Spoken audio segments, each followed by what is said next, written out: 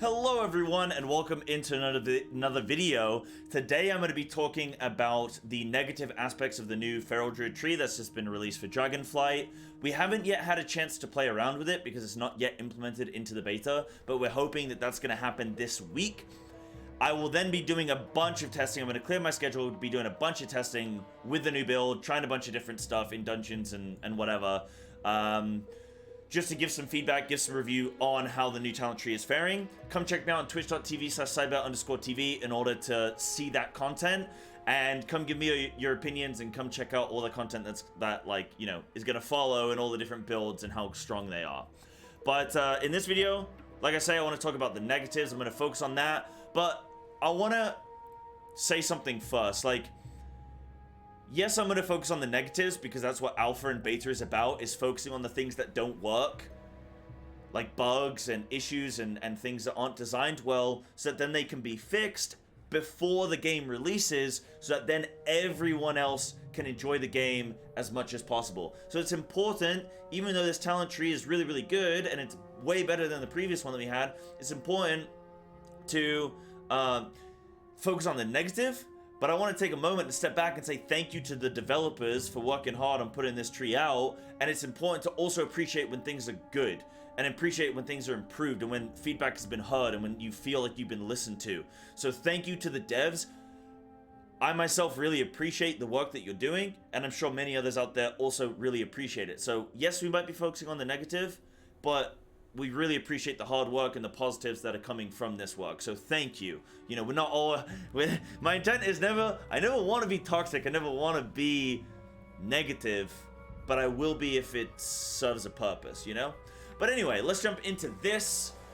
Take a look at the tree. So, the biggest things for me when looking at, there was a Blizzard Blue post and they're talking about identity, complexity, and choice, right? The thing for me... With Feral Druid going into Dragonflight, the biggest things for Feral are that we have an identity, and it's good that they're realizing that and they're putting us into bleed focus. That's a good thing. That's something that they're doing well, and a lot of this stuff is bleed focus, and that's really good. But an issue is that it doesn't matter how good your talent tree is if you don't have a reason to be taken to content. Then it doesn't matter how good your talent tree is. So we need some kind of raid buff, some raid utility, some group buff, some group utility in order to be desirable over other specs. Now, I don't want every single spec in the game necessarily to have like a group buff, because then you have 20 people in a raid group and you need to bring one of each spec. And it's like, how do you bring 36 specs into a 20-person raid? It's not possible, so it can't really be a goal that we're aiming for. What you can, however, try and do is class representation, and in an ideal world, you wouldn't want to stack multiple, of the same spec. That would be the ideal world. So you have, 13 classes that you're bringing, and then you'll have a couple different specs of the same classes. I think that's reasonable, and I think for Feral Druid, what we should be aiming for is not just, yep, we're in the raid, don't care about any other spec, we're in the raid, don't care about the other 35 specs, we're in. We don't want to just be like that. We want to make sure that, because that doesn't improve the game for anybody, it just puts somebody else in the position that we are in.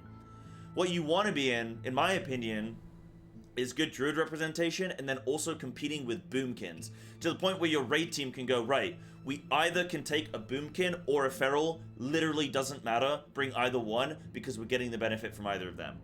Mark of the Wild, for me, is good, but you're always going to bring Boomkin because they're ranged, and they bring the same stuff as Feral anyway. So Feral needs a little something. I don't know that you give them an improved Mark of the Wild in their talent tree or something, or some kind of group buff, similar to what Rogue's gotten, right? I think it's in the Assassination tree, where Rogue has gotten a raid-wide utility now. Which is going to make them even, more beneficial. So you're always going to have, an Assassination Rogue. I think it's, a damage reduction for the group, something like that. I can't quite remember off the top of my head. But anyway, Rogue is something like that, right? And so that's the position I think we're in, is we need some reason to be brought over some other specs. Now, I'm going to get into the tree itself. The problems for me with this tree is Adaptive Swarm kind of sucks. It's 3 talent points. It's not very good. Build a Berserk is good, but it's still not amazing. Incarn is kind of struggling. The right-hand side of the tree is way too AoE heavy. And it's like in single target builds, you don't really want to invest in the right-hand side of the tree because you have to take 2 talents that are AoE focused. These are AoE focused. You finally get into some single target talents, and then you got to put 2 points in Taste for Blood, and then a point in Infected Wounds just to get 20% increased rake damage. It's quite expensive to go down here, but then you can get things like Frenzy Band and Brutal Slash, and there are some good single target abilities down here. It's just very expensive to get down here. You have to invest 4 points really before you're starting to get to the meaty stuff. Taste for Blood works on single target, but it's like, it's fine on single target, it's good on single target, but it's like, you want the meatier stuff, right?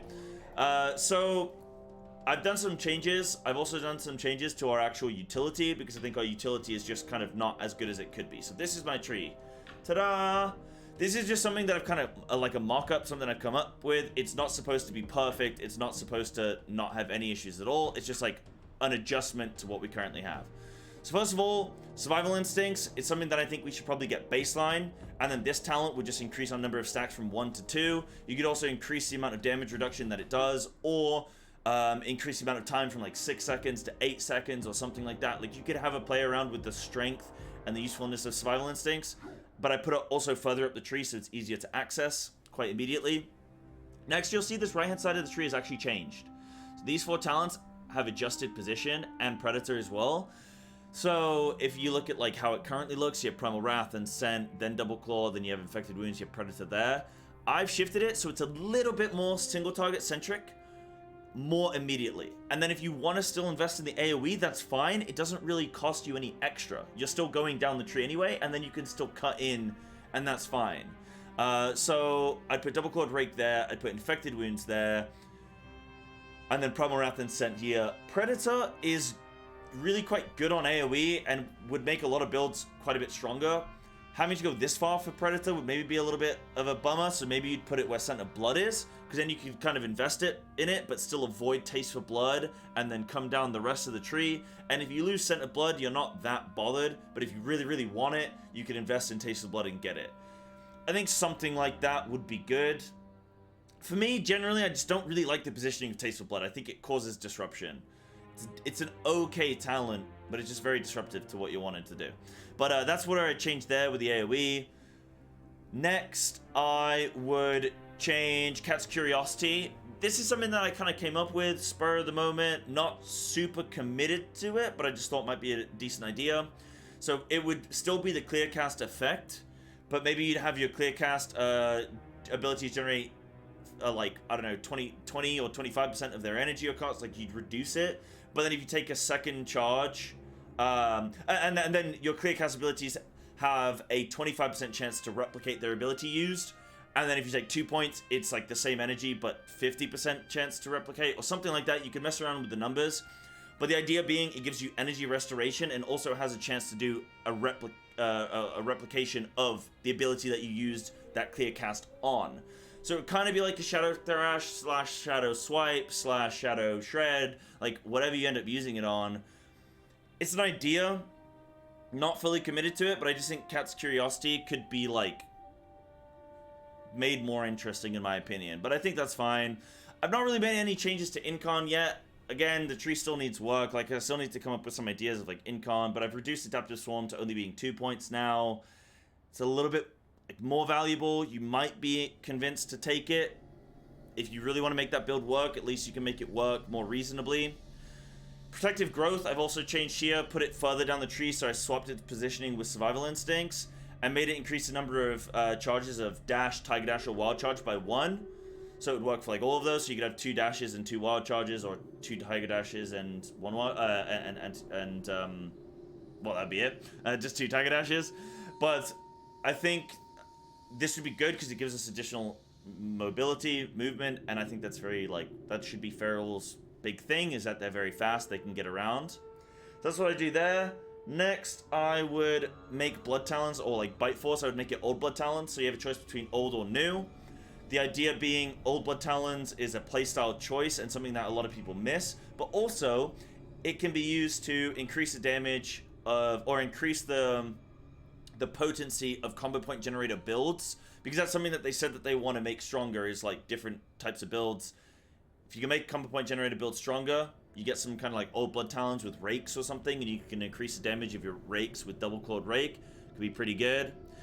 And lastly, I added twin moons here so that you can apply moonfire to multiple targets. So again, plays into like a common point generator build. Also, a lot of people like lunar inspiration. It would work well with like convoke or something. I just like, I like the idea of being able to spread moonfires and then like, I don't know, sunfire as well if you want. It's an idea. Why not? If you're gonna have lunar inspiration, why not make it cleave? That's most of the changes I made. I didn't really touch enough on like Berserk or Incon. I think those are kind of still things that I think could be improved, but I'm still not 100% sure where and how to do it yet. But that's most of my tree. Let me know your thoughts in the comments below. Those are like most of my negatives with the tree that I would like to see different. And then I thought I'd just make a tree to kind of throw in as well. Most of the pathing I think is generally good. We definitely have a lot more options than we did previously.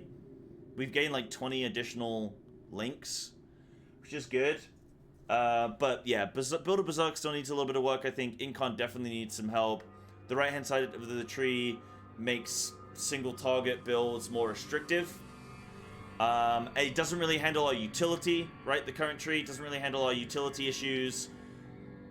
So that would be nice to get some additional utility here. But again, we don't know what the class tree is going to look like, so we'll have to wait and see. I do like an idea that Sias made, where they at one point made the bottom, I think so anyway, they at one point made the bottom, or maybe this was Buff Me's tree, but they made the bottom of the class tree, where you had like 4 different capstones, and each one was like a Feral Druid capstone, a Guardian, a Resto, and a Boomkin. So you could make something that like, yes, it's a class tree, but there's an ability that specifically works for each one of those specs, and like you just wouldn't take it if you want that spec. And then that's how you can get away with doing some like unique utility stuff or unique like damage stuff, whatever, but in the class tree rather than the spec trees. Anyway, don't want this video to go on too long because my video's been getting really long lately. Thank you so much for watching, and I'll see you in the next one.